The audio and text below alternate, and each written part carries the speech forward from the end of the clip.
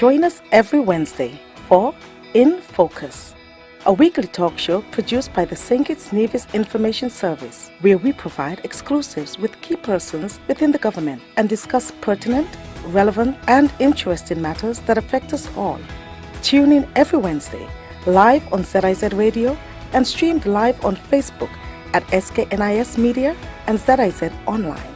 InFocus, your government, your business.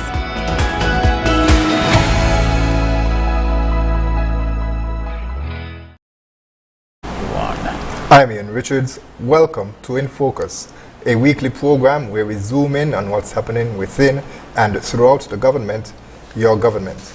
The St. Kitts and Nevis Immigration Department is celebrating its 5th anniversary since it became a separate entity from the Royal St. Christopher and Nevis Police Force. The department is also in transition with the retirement of Chief Immigration Officer Mercelyn Hughes and the elevation of Sheldon Jeffers to fill the post. Now, Mr. Jeffers is focused on modernizing the immigration department, but what are the implications for the staff he now leads and travelers to St. Kitts and Nevis? Chief Immigration Officer Sheldon Jeffers is with us today. He's also joined by Leslie Wiltshire, Senior Immigration Officer. Stay with us as we delve into your government, your business. If you haven't done it as yet, please do it today. Subscribe to our YouTube page at SKNIS Media for regular updates, live coverage, and even more information on your government.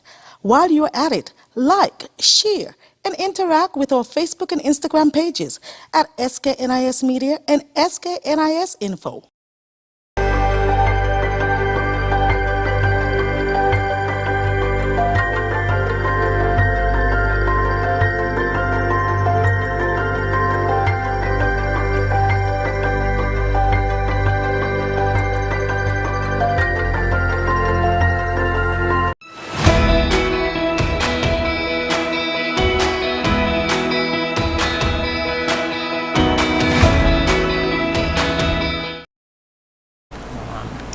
Thanks for staying with us. Allow me now to welcome Mr. Sheldon Jeffers, Chief Immigration Officer, and Mr. Leslie Wiltshire, the Senior Immigration Officer. Gentlemen, welcome to InFocus. Hi, good afternoon, welcome, sir. Good afternoon, sir. Thank you for having us. You're welcome. Mr. Jeffers, let's start with you. And Mr. Wiltshire, of course, would want to hear from you as well, too. But first of all, give us a sense of a background as how long each of you have had in immigration. Mr. Jeffers.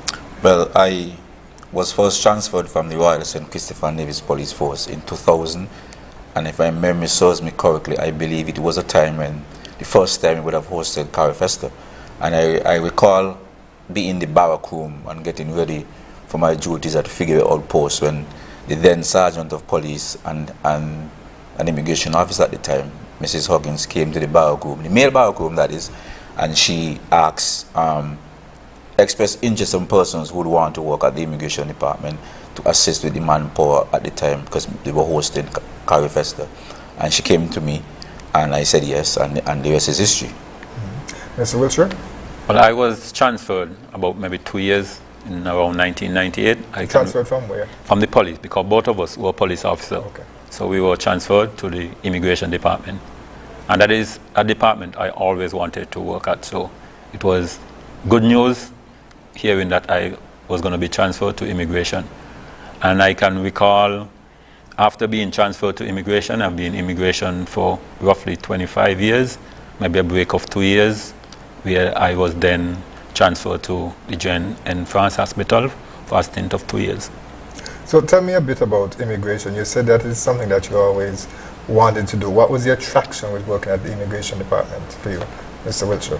In my personality, I'm a people's person, so having seen persons, myself traveling, always wanted to have the opportunity to be able to speak to visitors and give them the history of our federation and what we do in the federation. So it's something I always look forward to. And you said that you did a stint at JNF for 2 years. So what brought you back to immigration? I then was transferred back to the immigration department. So you didn't have a choice? No, sir. Mr. Jeffers, what about you? I know that you've said that you were transferred. Of course, the sergeant expressed interest of persons who would want to go there. But was it difficult making a decision to leave? Well, it wasn't still a part of the police force per se, but different duties. Was it a bit of a challenge to adjust? It wasn't. It wasn't something, a department that I ever thought I would work. However, I've always felt that I had the passion for information and intelligence gathering and analysis. And so when I was transferred to the immigration department in 2000, shortly after that, a few months after, I was nominated to go to Jamaica. And luckily, so this is how God works. The name of the course was Intelligence Gathering and Analysis, which was really my interest. And so when I got to Jamaica, the content of the course actually benefited me, and it started to open up my horizon. And when I came back to the immigration department, I said, you know what, I believe I can use that sort of training, because I always believe that immigration is more or less an intelligence gathering and analysis department as well. So I think that course really propelled me to my interest in the department. And so now you are the Chief Immigration Officer. Did you see yourself achieving such a rank? Actually, I never see myself as the Chief Immigration Officer. However, I've always believed, I've always wanted to be in some sort of a leadership position in the department where I can make my contribution. And so, but I've never dreamt about it. I never pictured myself as the Chief Immigration Officer, but I picture myself being in a position to make a contribution to advance the department. And so when you got the call that you were going to be appointed as such, what went through your mind? Well, the honest thing I said, thank you, Jesus. You know, I think I've always prayed, I've always asked God to guide me. I've never asked God to be professionally, I never asked him to be the chief. I said, God, whatever you have for me, guide me towards it. So I believe, I just thank God. I went on my knees and I thank him very much for guiding me towards whatever professional responsibility he has for me, which ended up to be the chief position, of course, and I'm grateful for that. Okay, so share with us a bit now about what the scope of responsibilities are as the Chief Immigration Officer. Well, my scope is very large, you know, and so I don't have enough time to go into all of the roles, but generally to supervise the general operations of the department, to liaise, of course, with the Ministry of National Security through the Permanent Secretary and the strategic outlooks for the department. Of course, ensure that the department itself, in terms of manpower, in terms of whatever issues may happen in the department, to ensure that the department is run as smoothly as ever, according to the responsibility and rules and information that is shared from the Ministry of National Security. Mr. Wiltshire, can you tell us what your duties are?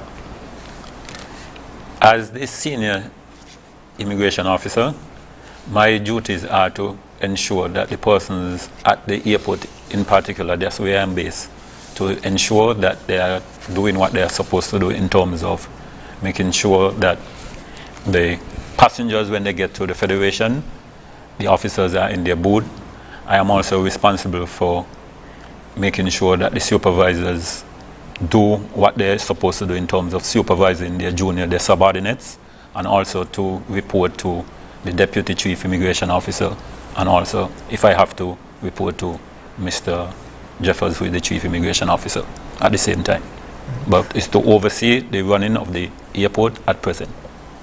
Mr. Jeffers, Mr. Wiltshire just made mention of the Deputy Chief Information Officer. There's also a bit of a transition there with an acting deputy. That would be Suzette Hodge. How is the synergies being between the two of you, or the dynamics? Because, of course, I know that you would have worked together for some time, but being in leadership position, there's a difference of responsibility. Well, luckily for us, me and Suzette, we are both from Kieran, so we know each other. Secondly, we would have trained together as police officers, and we would have been in the immigration department for over 20 plus years. So I think the camaraderie between us, the synergy between us still remains, and so the communication between us still the same. Yeah. We have a good and excellent working relationship, actually. Tell us about the top 3 priorities that you have coming into this job. Now, what would you like to see done? Well, the top 3 priorities for me as the Chief Immigration Officer. 1, we would have accomplished already, thank God. and that was to move from our original headquarters in that one-bedroom apartment in the Sands complex. So that would have been the Prime Minister along with the Permanent Secretary would have answered that call already. The second one, I believe, I recently returned from Jamaica. We had a 2 weeks attachment, and I believe that we need to have standard operating procedures. As in an attachment at the immigration at immigration, sorry, right, in okay. Jamaica. The second one would have been SOPs, standard operating procedures. I believe the department doesn't have such, and I believe if we are to move forward and advance the department in the way that we want it to go, we must have those sort of procedures in place in order to guide us into completing our mandated obligations. And those SOPs would be in line with what is there within the region, within CARICOM, within OECS? But just something a combination of both, but more specific to what we do. Okay. The third thing would be an enforcement unit. I believe it is something that should have been implemented a couple of years ago. I believe that it is needed at this time with what is happening, especially in the increase of crime, because I believe we are an added arm to the security forces, and we are also a part of the national security construction. I believe having that enforcement unit now would be my third. It is my third priority. As a matter of fact, we are conducting interviews with respect to formulating that unit as soon as possible. And we'd want to discuss that enforcement unit a bit more because, of course, there are a number of international practices that take place that St. Kitts and Nevis is not immune to. And so we'll want to touch on that a bit later. But let's talk about the staffing of the department now. We already established the structure in the sense that there is a Chief Immigration Officer supported by a Deputy. I imagine that Mr. Wiltshire also is in that leadership position. Tell us about how the department is staffed. Well, currently we have 56 officers in the Federation, St. Kitts and Nevis. We have 42 in St. Kitts and 14 in Nevis. We have to cover both international airports, with the Robert Butcher being the main one, and we have to cover 4 official seaports as well, including Charleston and Nevis. And so every Saturday, which is our busiest day, we have to ask officers to come back on their rest days. So if we have to ask officers to come back on their rest days on our busy day, that in itself answers your question, which is no. We don't have enough manpower. We're not adequately staffed, per se, for lack of a better word. So, Mr. Wiltshire, how do you deal with that in terms of being a senior immigration officer? How do you help to motivate the men and women there to continue to carry out their duties when they may be stressed? Well, one of the things I always believe in as someone in leadership is to carry yourself a certain way and operate a certain way so persons can look up to you. You don't want to be in leadership position, and when we have situation, you are either bashing the department or you are negative towards certain issues. So you always want to be someone who the officers will look up to, be able to motivate them, encourage them to go on, because we have the experience and being there for a while. We have challenges on a daily basis, but sorry. Yeah, go ahead. But you want to be able to be the one who person can say, I want to be like Mr. Wiltshire, I want to be like Mr. Jeffers, I want to be like Miss Hodge, because our work ethics, we do not report sick, we push, we go the extra mile, and that is something we want to encourage from the junior ones who are coming in. And that also will be a carryover from your time as police officers, each of you. Yes, most definitely. We come from a security background, so because we come from a security background and now we join with the civilians, they have a different concept. So we are trying to integrate that police aspect to a certain level, because we have to be careful, because we were trained as a police, but we still have to have them to let them know discipline, being on time is part of being a part of the immigration setup or being part of an immigration officer.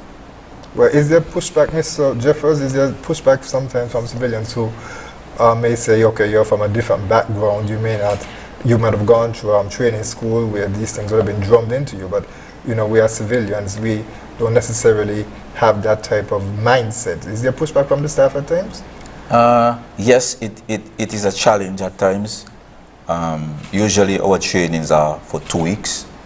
And so, because like Mr. Risha would have alluded to, because they don't have, because we are part of law enforcement, and they're coming from the general public without that background, it's a pushback, it's a challenge for us sometimes.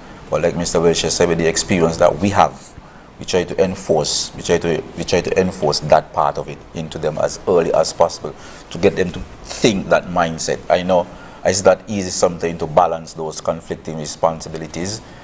In one hand, you have to think security when you're checking a passenger, and on the other hand, you have to think security. And so it's not easy for persons who would not have that experience before as police officers to balance those conflicting responsibilities. And so it becomes a challenge initially, but with experience, of course, the officers would override and overcome those obstacles.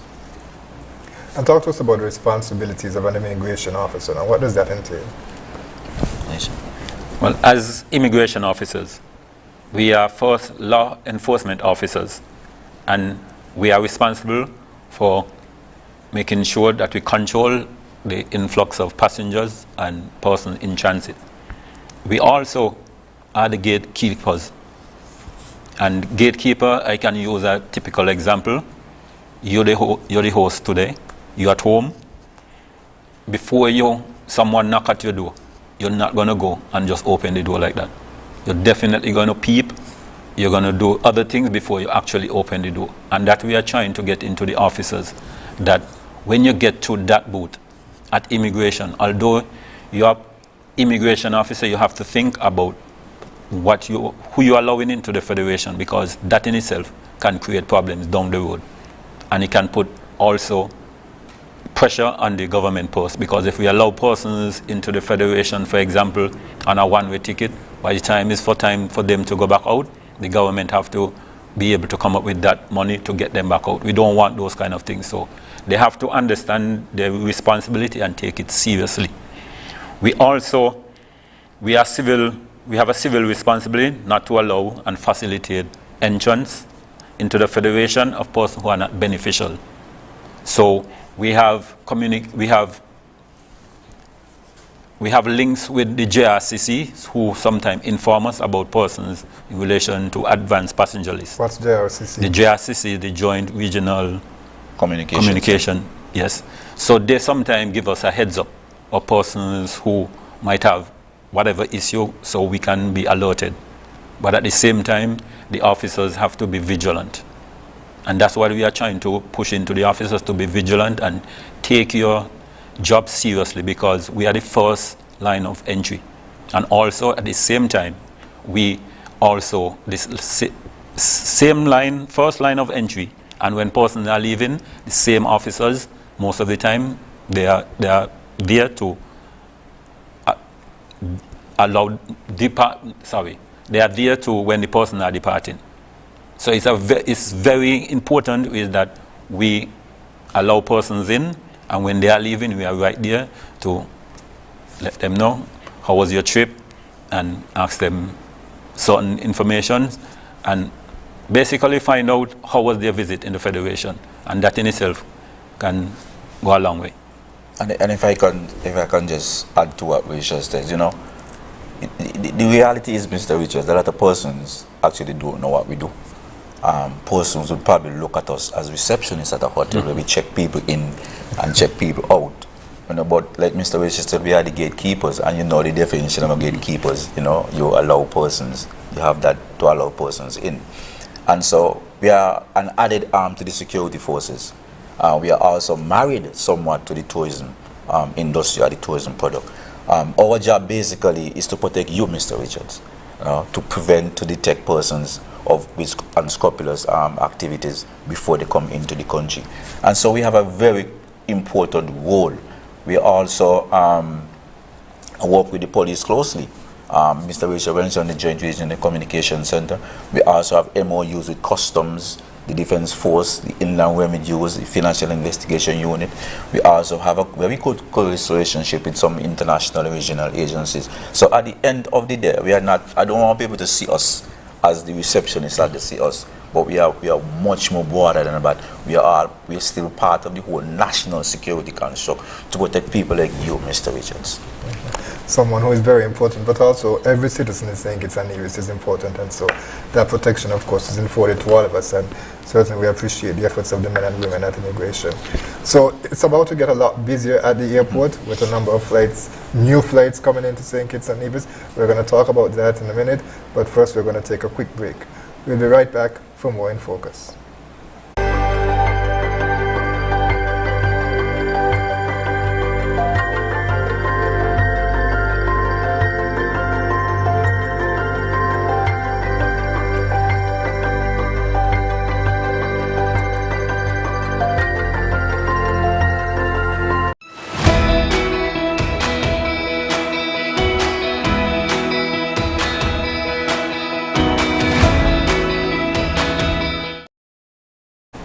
Welcome back to InFocus. We continue our conversation with officials from the St. Kitts and Nevis Immigration Department.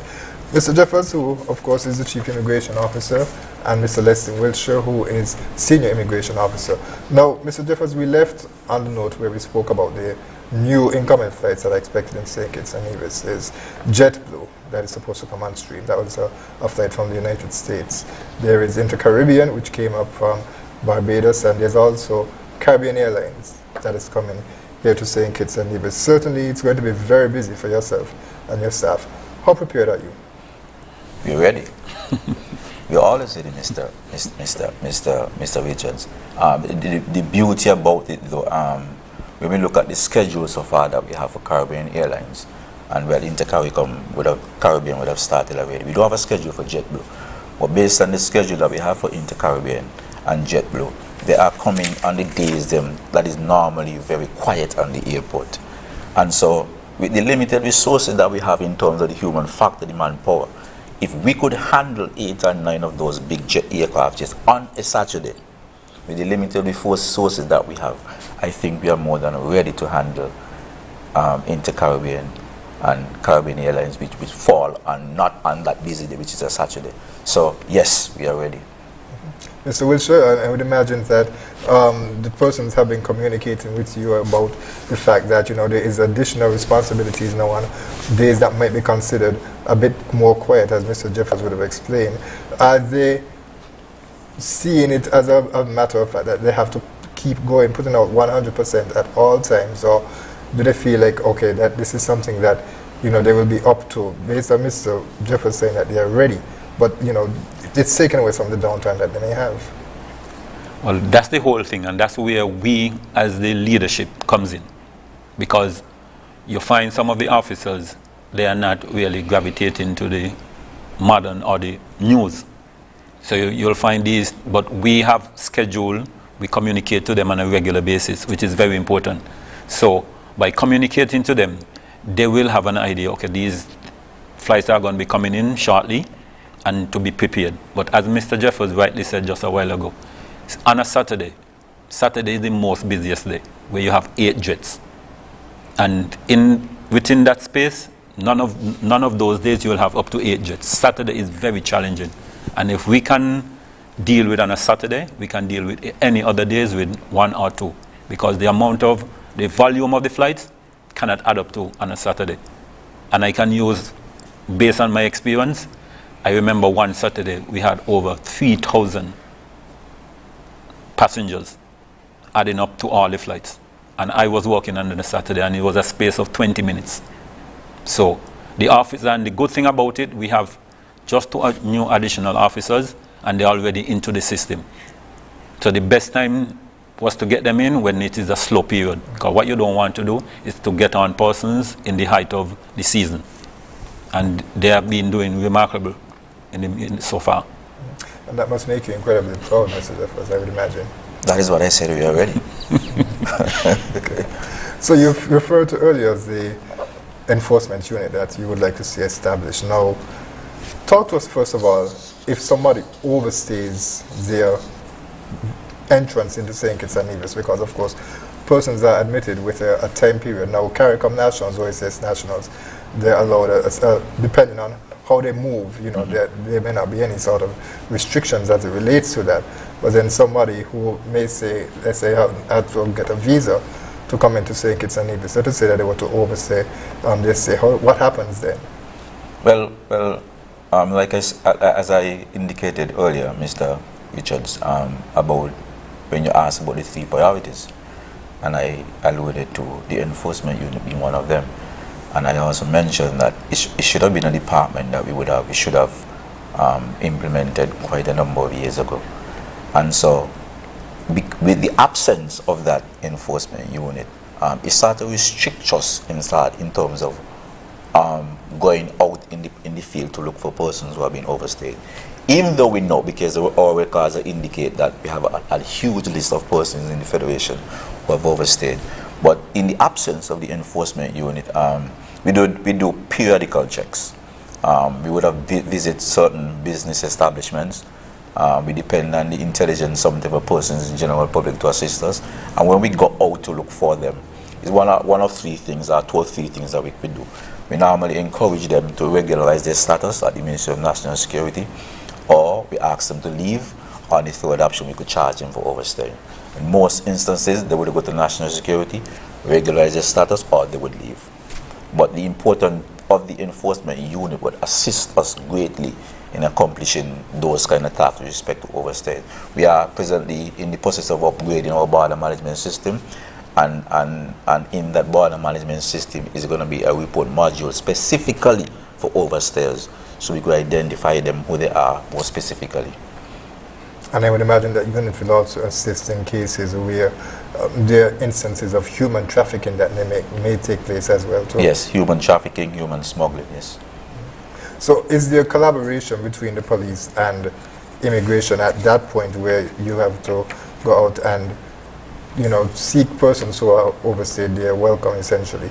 Is there collaboration with the police in that regard? Well, we have an excellent relationship with the police. I mean, we were both police officers, and so we collaborate with them on a lot of other instances, and not only for persons who are overstaying, but persons of interest in the community as well. And so, yes, the police is we are like brothers and sisters, and you know the interest and the importance of family as brothers and sisters. So yeah, they are close ally for us, and we depend on them heavily. Mr. Wilson, do we have much cases of persons who would have overstayed their welcome? Well, as Mr. Jeffers said, because we don't have the enforcement unit, we most of the time, what normally happens is only when the persons are leaving, then we realize, well, this person would have overstayed, because based on the history, then we'll realize, okay, then this person is being in the Federation for a long length of time. But by then, it's basically defeating the purpose. So just what Mr. Jeffers said, the task force will make a big difference, because then the task force will be able to go out, make checks, and then collaborate with the immigration from the office, and then we'll be able to find out, well, how long this person has been in the Federation, and then we could have a better idea of the amount of persons who are overstaying. But to be working at the airport and to do that is a little challenging. But the task force is necessary. So I am glad that the chief is on board and is pushing for the task force. And I must say, the COVID-19 had set us back in relation to the task force. I remembered that the task force was just about to be launched, and then COVID came, and then a lot of things had to be put on the back burner, unfortunately. So outside of that, how would you say COVID-19 impacted the operations of the department? Well, the COVID-19 definitely did impact the department, because just the COVID-19 itself, the pandemic, and then you had the officers, we had to deal with the operation totally different. Because of the infection, persons had to deal with the passengers using masks, hand sanitizing your hand on a regular basis. It was a total different setup. And at the same time, we had to think about our immigration staff, because we had to bear in mind that some of the officers started to panic, naturally, especially the junior ones. And some of us, including myself, we got the COVID-19. It's not something you couldn't avoid, because you had close contact as much as you didn't want to, you had close contact with persons. So it did affect us, and it did affect us tremendously. We couldn't have meetings, as Mr. Jeffers said, because of the former chief office. It was too small. So we had to make some serious adjustment, and it was very challenging in relation to. And if I could add to what Mr. Richards said, I mean, you will recall, Mr. Richards, that the virus spread from person to person, moving across borders, because it wasn't originated, it wasn't created here. So it means that it would have spread from persons moving across borders. And so, because of what we do, it impacted us in a way how we do primary and secondary interviews at the airport, because we have to be in close proximity when we're doing our interviews. It also affected the way how we operate when we issue entry visas, because visas are issued upon arrivals at the airport, when you go inside the secondary when you take a photo. And so that was a challenge for us, but nevertheless we override those challenges. And one of the legacy of COVID-19 that still exists today, but in a positive way, is the KNA travel form, because persons had to apply online to get permission to come into St. Kitts and Nevis. And it is something that the department has kept on. Tell us a bit about that. Well, the KNA travel form, the online entry form, it is something that we wanted to implement even before COVID. And like you say, one of the pluses of COVID, it helped expedite its implementation. And so it is something that is ongoing. We would have reached out to the Ministry of National Security that even though when they would have lifted the protocols that we want to keep the online form, it has enhanced the processing procedures upon arrivals. Persons that spend less time now in the immigration hall and at the immigration booth itself. So we always advise persons to fill out the form ahead of time, as soon as you would have get your hotel details if you are a visitor, and if you have your flight details as a resident, you could go ahead and fill out the form. And can I add? Sorry. Yes, sure. Can I add? One of the challenges we were having is you have a flight comes to the Federation, 150 passengers, and only when they get to the Federation, they are being given the form. That in itself, and some person used to get so frustrated. And then the KNA form, they are able to do it before, and the legibility of the form, because it is done in typing, the officers now can be able to pick out or understand exactly what is on the form, compared to when person will come to the Federation, stand in the line frustrated, filling out the form. Sometimes it was difficult to understand some of the writing. So the KNA form definitely is a plus. And if I should just add just one last thing. The form is the exact copy of the paper one that we had. It's just that it's electronic now. Right. But it's the same information that is required. Right. And so how can persons find that form online? Well, you can access the form at knatravelform.kn. You just type it in any Google search. I think it's also on the Ministry of Foreign Affairs website. It's also on our Facebook page and Instagram page, and the Ministry of Tourism as well. And right here, You could show that to the screen. And what I like about that is that there is a QR code that persons can scan. So you don't have to necessarily go to the site itself. Yes. The QR code directs you there as well. Yes, most people use that feature as well. Right. Okay. So the department, of course, is celebrating 5 years, as we would have established at the top. This is anniversary, and we want to talk a bit more about how the department would have celebrated that. But we'll take a quick break first. We'll be right back with more in Focus.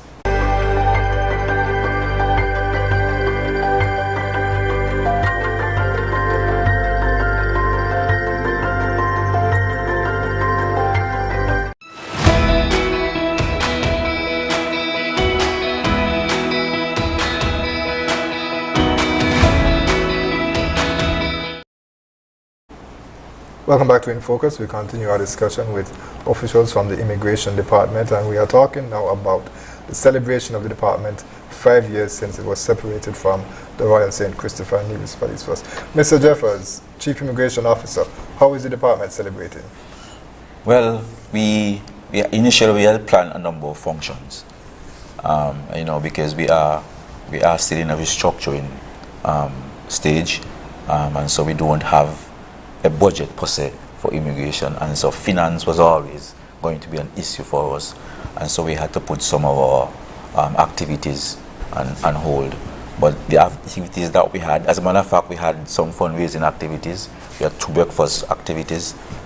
We would have sent out contribution to some of the major establishments in St. Kitts and Nevis, and so we had 2 breakfasts. We had a fun day in Nevis. We couldn't have a fun day in both St. Kitts and Nevis at the same time, so we chose Nevis to give them, to make them feel a part of the whole celebration. And then we had, of course, we couldn't forget God. So we had a church service on the 2nd of July, which was an excellent service in my humble opinion. And then we top it off with the banquet on July 6th. It was good. It is the first time we have ever celebrated anything of that nature. It wasn't so much about celebrating the 5 years, but we also used the opportunity to allow the officers to have a wind down, to have a night out or a day out with respect to the fun and enjoy themselves, especially coming off of a busy music festival where we just processed over almost 3,000 persons coming specifically for music festival. So it was good, it was excellent, and I want to use this opportunity to thank the entire staff for their support, especially those who was on the internal committee to organize those activities. And let me use this opportunity again to thank the persons from those establishments who would have contributed towards making the anniversary the success that it was. Mr. Wiltshire, give us some feedback on the banquet now. Persons would have seen a bit of the pictures there. There were 2 persons who were awarded there, but having that opportunity to, as Mr. Jefferson said, unwind in a more, in a less formal setting where you're able to enjoy each other's company. Tell us a bit about that banquet and what it meant to the staff. As Mr. Jefferson said, the banquet went down well. Fortunately, I was the master of ceremony, and the persons came out in their best. And at the end of the day, we were able to award 2 officers, one from Nevis, one from St. Kitts, for Officer of the Year. And I think the 2 officers were well deserving of the prize. And then we had the speech by Chief Immigration Officer, Acting Deputy. We had the Permanent Secretary in the absence of the Prime Minister. And the banquet in itself, you could have seen and also we had the presence of the former Chief Immigration Officer, Mersley News.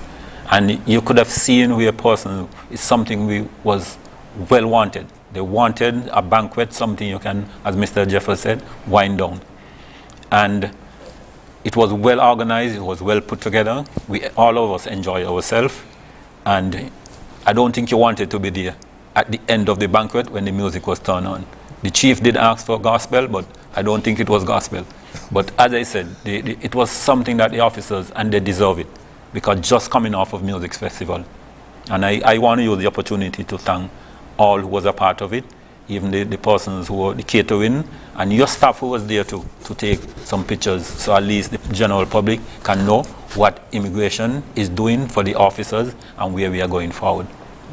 Mr. Jefferson, at the banquet you spoke about some changes that you would like to see at immigration. One of them included the inclusion of a kiosk machine. What can you tell us about that? Well, I can tell you one of the changes that we would see significantly, we will move from a 3rd generation border management system to a 4th generation border management system. And that includes 1, we would no longer be physically at departure as we are now. 2, for the first time in the Federation we would have kiosk machines in St. Kitts for now, and then we'll probably move to Nevis afterwards. I think we're going to start with 5 kiosk machines. 3, we would have... Where would those machines be placed? On the arrival sections, at the airport, not at the seaport. 3, we would have online payment for our visa entry. Now all payments are made upon arrivals, and so part of the 4th generation upgrade would be have persons to pay for their visas online. 4th, we would have an upgrade on our passport issuing system. I think there is some security changes to our passport as well, and some more modernized way of issuing the passport at the passport office as well. And so And so we are looking, some good things are happening, Mr. Richards, and hopefully by the end of this year in terms of how we operate. When we would no longer be at departure, we would create what we call a passenger information unit. And I don't want to go too much into it because of the security part of it that the general public should not be so much aware part of. Right, and so the absence, well, the inclusion of the kiosk machine and the absence of an in-person officer there, how do you think that will affect, because as we spoke about earlier, you know, being as ambassadors on the front line, how do you think that will affect the person's departure from the Federation? In terms of security? Yes. Well, interestingly, remember I said one of the upgrades, one of the changes would be creating that passenger information unit. And so that passenger information unit would be like analyst. And I didn't want to go too much into it, but I can give you a synopsis of it. We have something that we call the Advanced Passenger Information, or aka API. And so the airlines are mandated by law to send that advanced passenger information for all passengers and crew leaving and entering St. Kitts. And so because we would not be physically at departure, that advanced passenger information data would be used as your departure. And also, when that API comes in, it is connected to some other databases, just in case Ian Richards is wanted by X, Y, and Z. And not only local databases, but international databases as well, because it's also connected to the Joint Regional Communication Center and other international border security agencies. So it actually is more secure rather than having to depend on an individual who... The human factor, yes. Right, yes. Right. Okay. So tell us a bit about, in terms of the collaboration that the department has with, in terms of the community, trying to boost its community image and its relations with persons in the community. What can you tell us about that? Well, you know, we have always welcomed any feedback that we could get from the community. We have always encouraged persons to, if you say something, say something. We have always encouraged persons to, when you arrive and you want an additional time, to go to the Ministry of National Security and regularize your status. We have always encouraged persons to, especially some of those employers, to not to employ anybody without the required work permit. And so those are some of the challenges that we have had, and those are some of the things that we want the general public to be a part of. We have a Facebook page, we have an Instagram page, and that is also supportive of all additional information that you would want. Yeah, that's basically. We also want the persons, and you know, we were on a drive with the online entry form, and that has been a challenge for us, as Mr. Alicia was saying, persons arriving without the form. And so we want persons to go on the website to fill out the online form as soon as possible. Even before you leave St. Kitts, you can fill out that form, and that would assist us greatly. That will assist you on arrival when you come back in, without having to go through that hassle at immigration. So that is our plea to the general public. Mr. Wilshire, with over 25 years of experience, what would you say to someone who is interested in joining the immigration department? I will definitely tell them it's a department you will want to join, because there's a lot of opportunities, and especially with our new chief, who is a man of, he believes in training and elevating persons. So it's a department persons will definitely want to be a part of. And immigration generally, the status of immigration officer wide world, persons, once you hear your immigration, for example, I can use, you're going into the States. You know that you basically have everything down packed. But from the time you hear you're going to maybe somewhere along the line, you start to get nervous for whatever reason. Not saying immigration is supposed to be scaring people, but at the end of the day, you want the officers to understand the role of immigration. And it comes back to what we were saying. As the gatekeepers, you have to understand the significance and the importance you play in being an immigration officer. But immigration officers, I will encourage anybody to join the department. Once you understand certain things in relation to your mindset, your attitude, because you have to have the right attitude to work in this department. We don't want persons, and that is one of the challenges we are facing, where persons for some reason tend to, every minute they report in sick. But we want persons to have a discipline, because the work is not that challenging where it's like you're in construction and you're out in the sun all day. But it's something I will encourage anybody, if they wanted to be able to be a part of the immigration department. I will encourage any persons out there, any young person, or more mature persons in particular, to be a part of the organization. And especially with the task force coming on stream, we just want persons to understand. But in the same vein, we want persons to understand immigration, because you have person confidential information. So you don't want to be coming to immigration and think that you can just be able to reveal personal information just like that. It's a confidential department, and we want it to remain that way. And Mr. Jeffers, what are the requirements to become an immigration officer? Off the top of your head? Well, the requirements are in terms of, well, I can speak to procedures. You have to fill out the normal civil service application form at the Ministry of National Security or HR, Human Resources.